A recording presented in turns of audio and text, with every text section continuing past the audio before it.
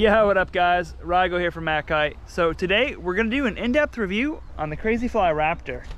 And this is a board that I've actually had for a couple weeks now, and I've tested in a pretty wide variety of conditions, from super strong and gusty, mega chop, to semi-buttery flat, light wind.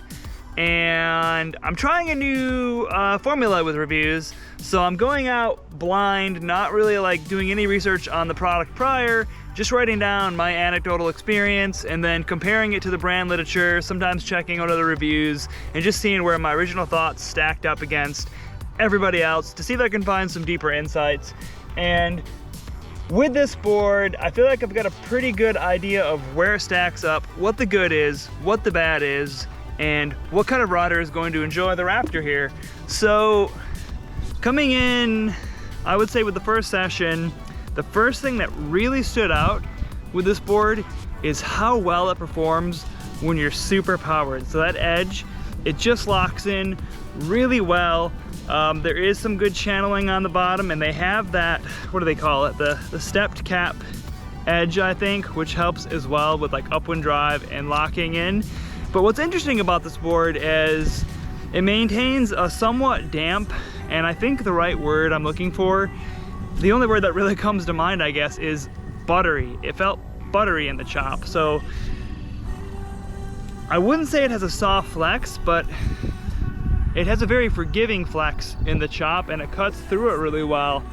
And what makes the board, I think, unique is, in spite of the fact that it is kind of damp, buttery and soft in choppy waters, is it maintains an excellent pop. And after having tested, I went back and looked up the board, and apparently there's a couple of carbon stringers, which is a technology that we see sometimes in snowboards. And what that does is it allows the board to have that more forgiving, softer flex, but it adds a snap to the board.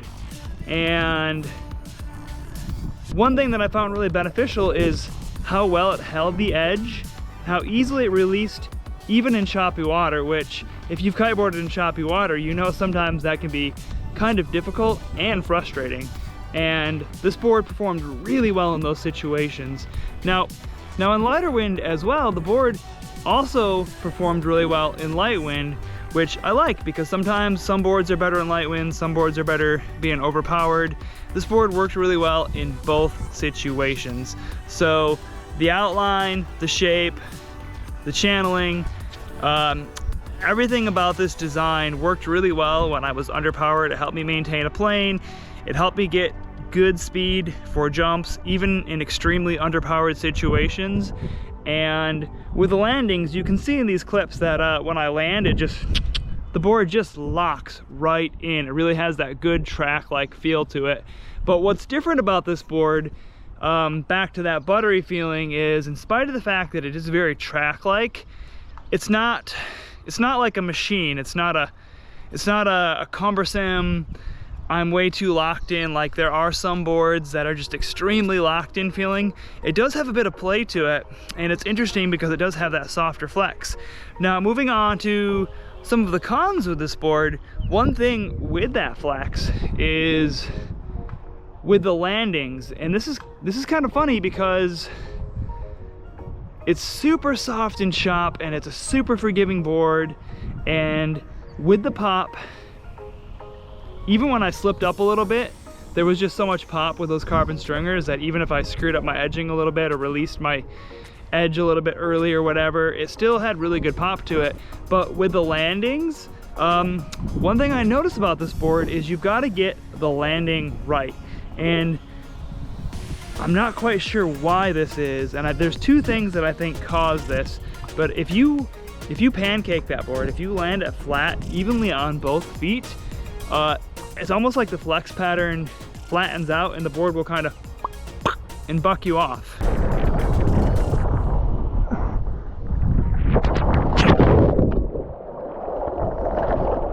And it was kind of surprising because the board felt way too soft and way too forgiving in the chop to just be bouncing me off like a performance board like that. And What I came to realize and what I think's happening here is because it does have that softer flex pattern, but the pop from the carbon stringers, so I think it just flattens out. So what you have to do is, with a board like this, you do have to land a bit more tail first. And you can see in a lot of these clips that for the most part, in general, I always do land tail first anyway. It's a good habit to help with power landings, kind of break up that landing. But I found with this board that it was almost a necessity to land tail first. And as well, because it is track-like, because as you can see, it does lock in right away with the big fins, with the tracking on the bottom. You do have to make sure that you're landing downwind enough, or it's pretty easy to get a fin catch, or just, it's so efficient with its upwind drive that if you don't land downwind enough, it's going to lock in and drive you up right away, which can also cause you to fall forward.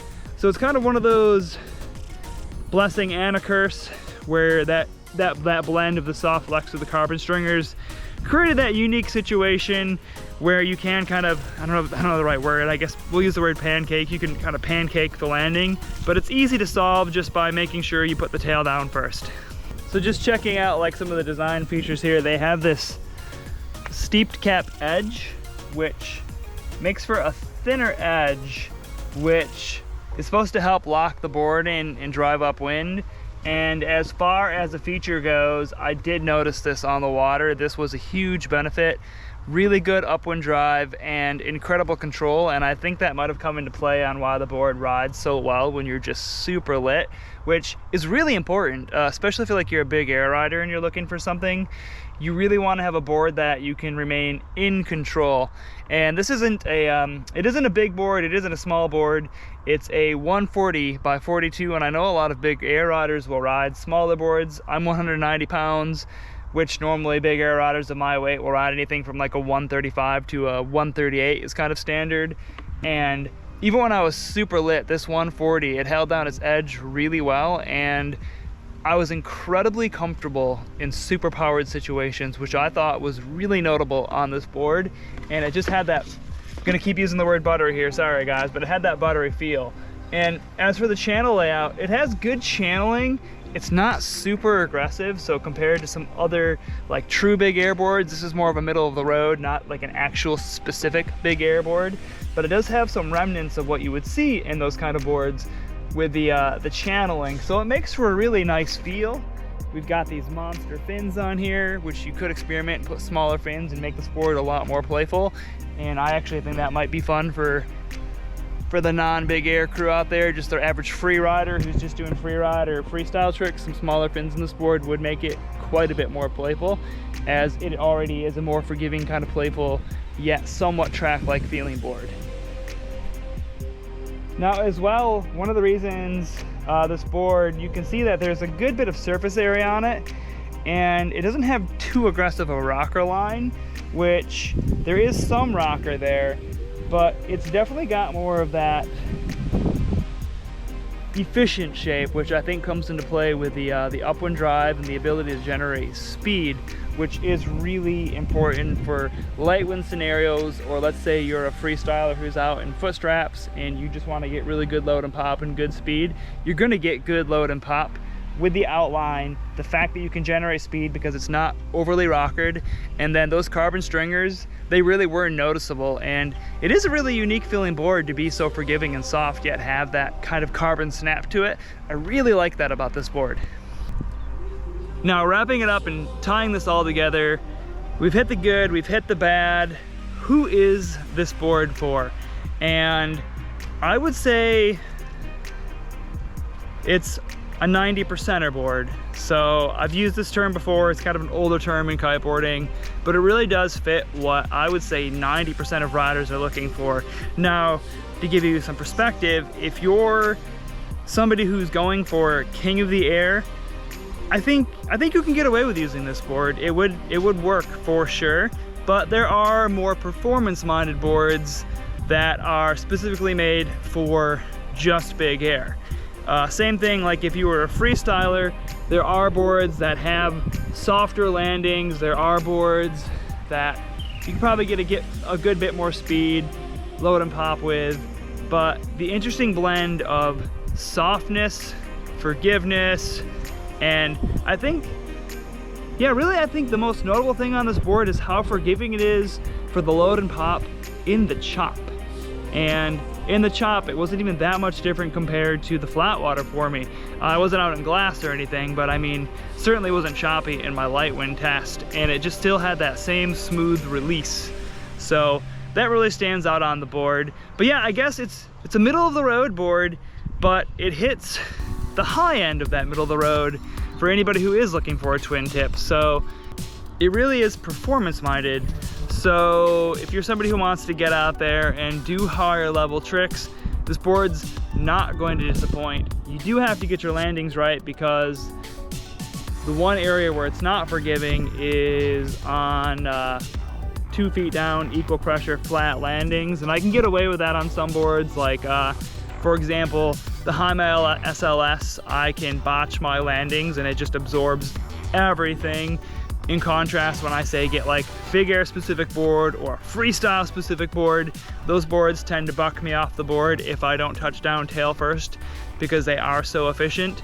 So you do get that trait that comes along with more performance freestyle boards, but it still has that forgiving feel. And even when I case the landing, I can still feel that softer flex. So it's not like rocking my body and hurting my joints too much. So in summary, I would say this is a 90%er board, barring people who are looking for absolute performance where they don't want to compromise anything except for their comfort on the water. So big air riders will use boards that tend to be rougher on the knees, rougher on the landings, rougher on everything, less forgiving on takeoffs and things like that. You know, the big air guys, they want a very specific board, smaller, holds down the edge, which this board, it has a lot of those traits. Same thing with like freestyle riders. They want something that's a bit faster, where they can generate that board speed for load and pop, especially in those light wind situations. And as well, I suppose, you know, obviously like if you're a wake style rider, you're not even looking at this board. I think that's a given. And I think that more or less sums this board up. From what I understand, this is a legendary board. I'm told that it's been in the Crazy Fly lineup for a long time, and it's one of those boards where it just has this massive fan base where people have been loving it for a very long time, and I totally get that. I totally see why after having tested this. And on that note, I'm actually really excited that MACkite is carrying Crazy Fly, because my first kiteboard was a Crazy Fly bulldozer, and I think that they do make a fantastic product, and it's a product that I wish we'd carried for a long time. So I'm excited to see this show up at the shop. I'm excited to test these, and I really did like the Raptor, and I think most of you out there will not be disappointed if you go for this board. So if you got any questions on this one, let me know in the comments. Hit that like and subscribe button, and I will catch you later.